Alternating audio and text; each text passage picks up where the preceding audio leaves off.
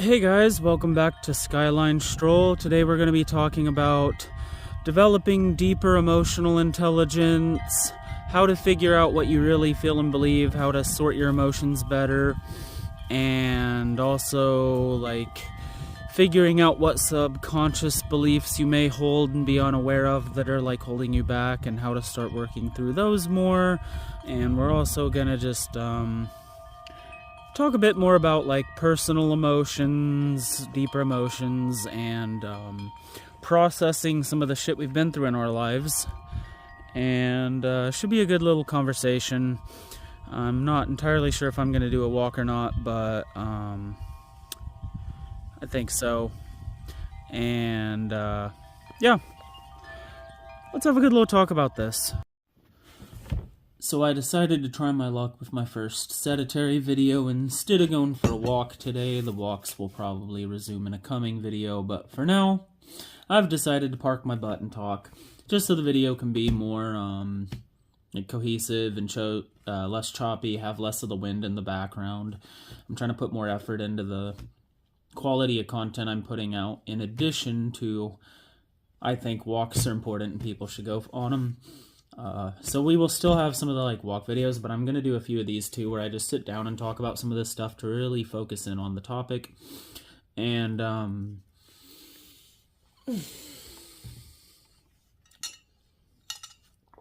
so today's topic being developing a better understanding and read of your own emotions and the emotions that you have suppressed or are in denial that you feel, stuff like that. So if you're a kid, if you were in a home that really tried to curb out certain emotions, certain feelings, tried to suppress certain impulses you had, really just beat yourself out of you, well, anything we suppress at that time will migrate over to your shadow. It doesn't just go away. You can actually change yourself and make permanent changes to your mind even, but when you suppress, that isn't a shortcut to doing that. That more so just keeps you from being able to gain control or gain mastery over that emotion. So as we feel more and more of an emotion in our life, we get more and more accustomed to dealing with that emotion, feeling that emotion, etc., right? And if we're used to curbing down our anger and just not feeling it every time we feel like we can get away with it, not feeling it, what's going to happen is we're not going to have any experience releasing our anger in a healthy way.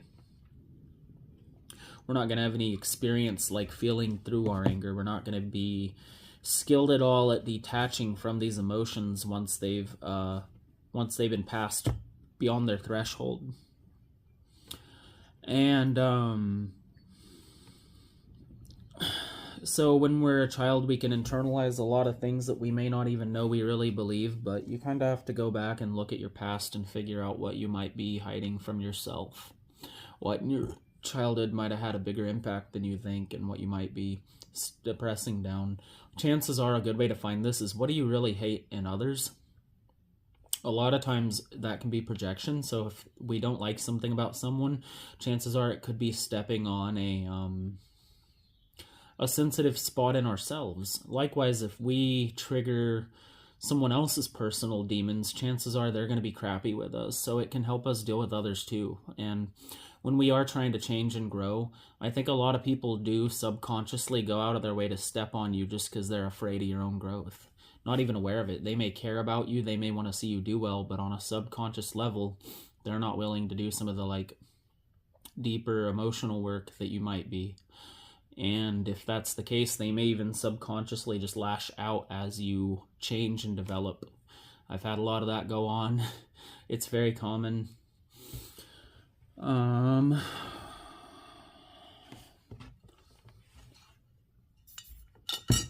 You also don't really want to let your emotions drag you around either, though. If you have been suppressing something since you were a child, chances are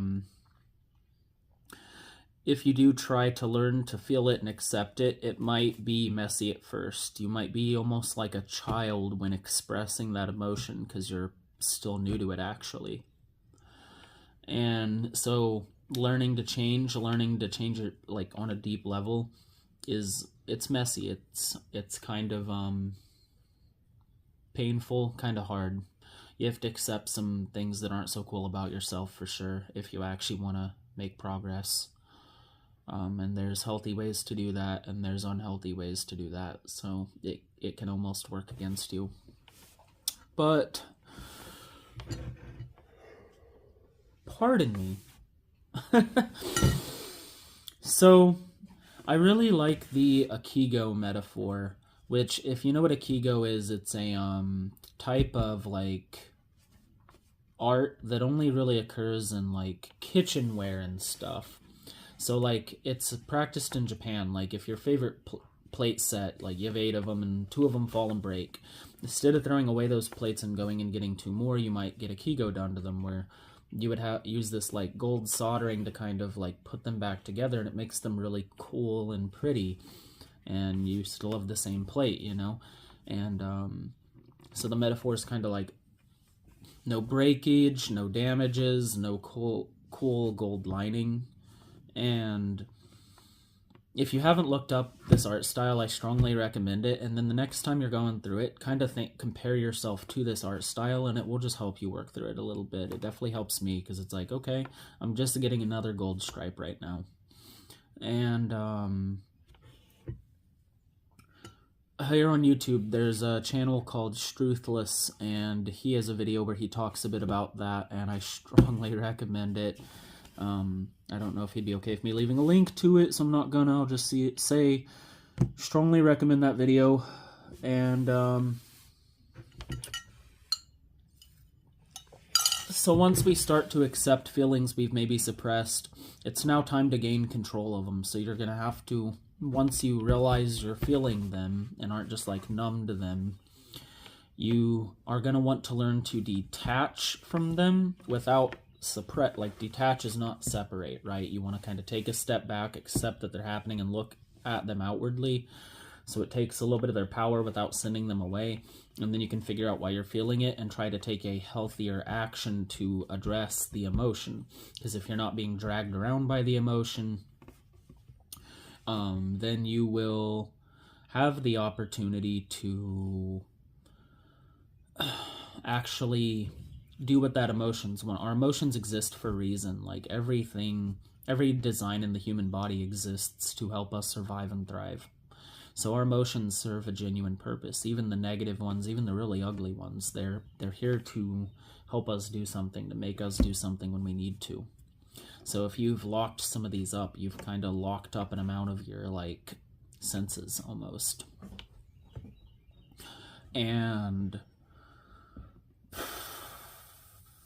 when you start to realize some of this stuff where it's like, oh, I was suppressing this and I was doing this thing that actually is like something I strongly dislike just because I was doing it subconsciously and unaware that I was doing it, and it's something I personally don't believe in or don't care for, yeah, that's gonna hurt.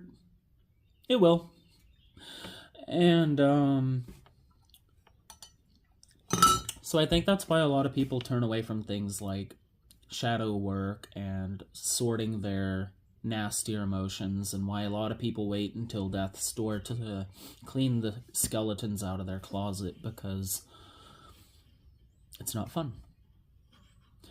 And it does feel better on the other side. Like, I'm not gonna sit here and be like, I'm better, I'm cured, yay. I'm gonna sit here and say, every day I am a little bit better and a little bit more calm, a little more in control of myself, a little more my own agent, a little more able to understand people, a little more patient, a little more able to just let situations unfold and have the wisdom to know when to actually act and when to speak up and when to just let things happen. And every night when I ask myself, did I make myself proud today?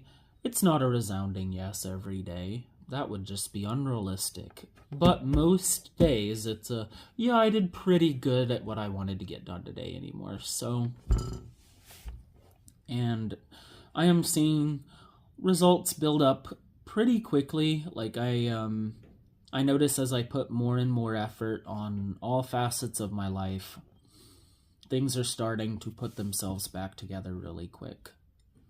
Things that look like they were going to be messy and near insurmountable for a long time are turning out to be very able to get a lid on. And once you conquer that nasty thing that you thought was looming and way too big for you to deal with, you feel so unstoppable. And it does get better. Like, you get better at doing that as a part of your life, and you can learn to trust yourself more. And as you learn to trust yourself more, you're going to build up a better internal relationship between you and your own emotions, which is also really key to being able to sort how you feel. So you gotta learn to put things into perspective in a new way, because your chances are your ego is telling you little stories to keep you from actually looking at things you might cause a freaking identity crisis. And in some ways, we're almost trying to force an identity crisis. Like, you don't want to have one. You want to be able to healthily look at and reshape your persona and make it line up better with who you really are. And likewise, you want to create an environment that gives you the space to be you and lets you live the life you need. We all have suppressed needs in this modern world, it seems, and figuring out how you can get them met without doing some messed up things, even if it's slow, even if it ain't like lining up with what you're seeing online, where it's like, oh, I made this amount of money damn near overnight, and yeah, you should be on this platform, and you should have this much crypto. And no, you should figure out what you actually care about and move in that direction. And to do that, in my experience, you need a full handle on your own emotional compass. And a lot of people, if you don't want to look inside to figure out who you are, especially in this digital age with all the gurus and all the like different factions that seem to be fighting for attention and all that, right? There are plenty of people willing to tell you who you are if you're not willing to tell yourself who you are. So do yourself a solid and be yourself. Don't be someone else's person. Don't die fighting for somebody else's cause. Figure out your cause. So when it comes time to die, you can feel good that you fought for your cause, not aimlessly in some direction because someone told you it was the right thing to do. Ask yourself what the right thing to do is with it. And that's part of it. We can get so lost in the external. To really get into our emotions, we gotta get inside.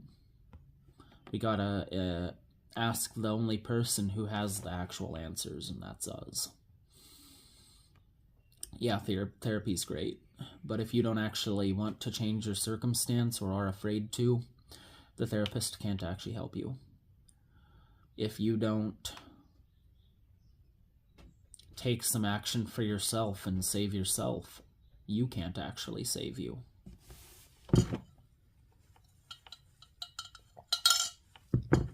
Try and just put some thought into your own well-being and state of mind. And all throughout this week, when those little stressful things come up that make you run to your vices, or those things that make you a little too afraid to go tackle that new adventure, ask, what's the root of this? And give it a couple of whys. Like, your mind's going to give you an answer, right? And hit it with a why. Why? And then it's going to, like those little kids do, where they just hit you with whys until you're, like, out of answers. Do that to yourself a little. Don't be annoying with it, but do it enough to where you can maybe get to the bottom of some of these emotions. And by doing that, you, hopefully will get some answers from the person who has the majority of them, and that's you. That ain't me. And it's not any of the other people on the internet telling you they have the exact answers. Like, sure, you can go find inspiration and good questions to ask and a little bit of you can get assistance from others, otherwise I wouldn't make content like this at all. But what I'm saying is, to get to the bottom of your own emotions, that's in you.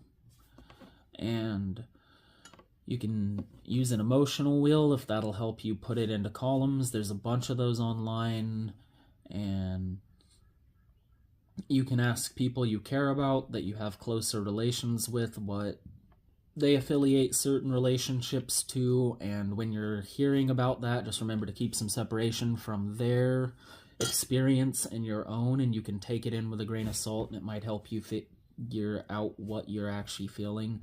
You can ask people, it's like, I've been feeling this way and I don't know how to identify it. Have you ever felt this way? Have you been like this before? Chances are people will relate to you.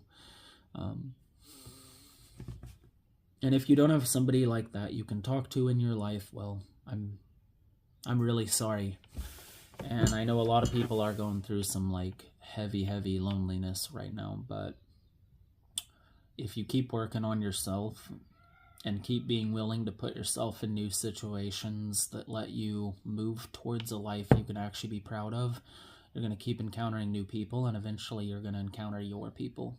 I do believe that. I believe we all got people out there that we're compatible with, that can make or break us, and if we sit put, if we're too afraid to go try new things, we're never going to go find those people that just we genuinely resonate with anyway. So give yourself a shot and become the person that you think you deserve to be, and do what that person deserves, not what your life experience almost decrees you do again.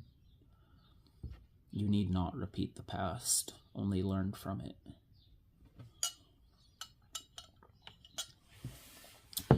It's been a good conversation, but I gotta be getting to work soon, so I'm gonna wrap this one up here. Tell me what you all think of the sitting down and conversing videos. I will probably, like I said, be doing these in addition to the walks going forward. And I hope everyone has a great day. And on top of having a great day, I hope everyone gets where they want to be on like a mental wellness level. I want everyone to find that solitude of the mind, the peace and quiet that makes life a little better. Have a good day, guys. You're really pretty. Yeah? Hi. Hi, you have some very pretty feathers. Yeah? Have you had a good day? Yeah? You have? Uh-huh. Don't like the cage? Yeah, that's fair. I would also want to be free if I were you, I guess. Yeah. Yeah. You're really cool. Have a good day.